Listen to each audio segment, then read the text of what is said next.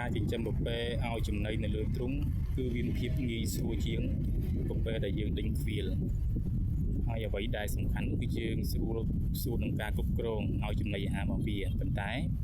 ការចំណាយក៏វាច្រើនដែរបើបងប្អូនចិញ្ចឹមពពែនៅលើទ្រុងដាក់ចំណីឲ្យស៊ីគឺបងប្អូនត្រូវចំណាយច្រើនទុនដំបូងវាច្រើនមែនទែនប៉ុន្តែបើបងប្អូនទៅចាប់ដើមជំនាញដំបូងយើងមិនសូវមានលុយបងប្អូនអាចបាទដេញខ្វៀលទៅយើងដេញខ្វៀលទៅ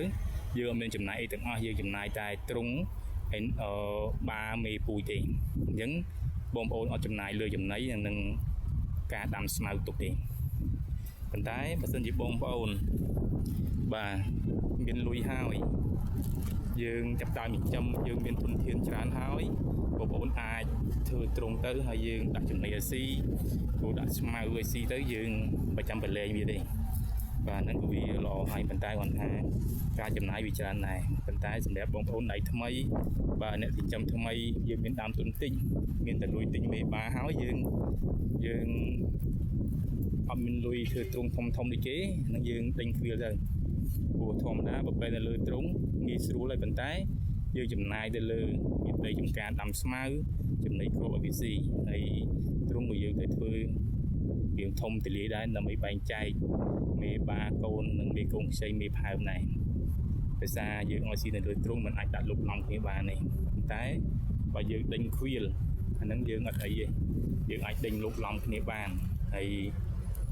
សម្រាប់ប្រភេទដេញខ្វៀលនេះគឺយើងដេញយកលុយតែម្ដងយើងមិនត្រូវចំណាយលុយទេគឺបងប្អូនចំណាយទៅពេលវេលាកម្លាំងយើងហត់នឿយ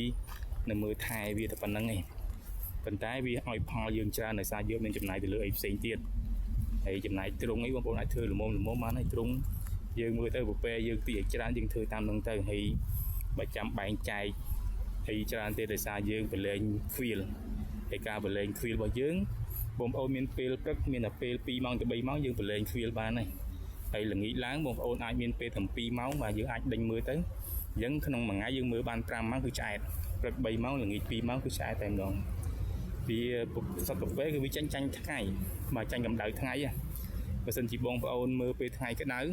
គឺវារកកន្លែងជ្រៅហើយការស៊ីវាស៊ីអត់ដល់ដែរព្រោះវាចាញ់ក្ដៅហើយពពែ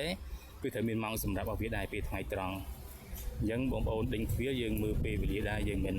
ដេញទាំងព្រឹកដល់ល្ងាចឯគោពេលព្រឹកអត់មើលយើងមើលដល់ពេលល្ងាចហ្នឹងគោពពែយើងស៊ីមិនសូវឆ្អែតព្រោះការលូតលាស់ធំធាត់ក៏វាអត់សូវលឿនដែរហើយពពែបើបងប្អូនចិញ្ចឹមឲ្យយើងថែវាទៅបាទយើងថែទៅសัตว์ដែលយើងថែតមឲ្យស៊ីឆ្អែតហើយគឺយើងបានផលលឿនហើយវាក៏ធាត់ធំធាត់ទៅយើងបានគីឡូធ្ងន់អញ្ចឹងគឺយើងបានលុយច្រើនដោយសារវាដែរ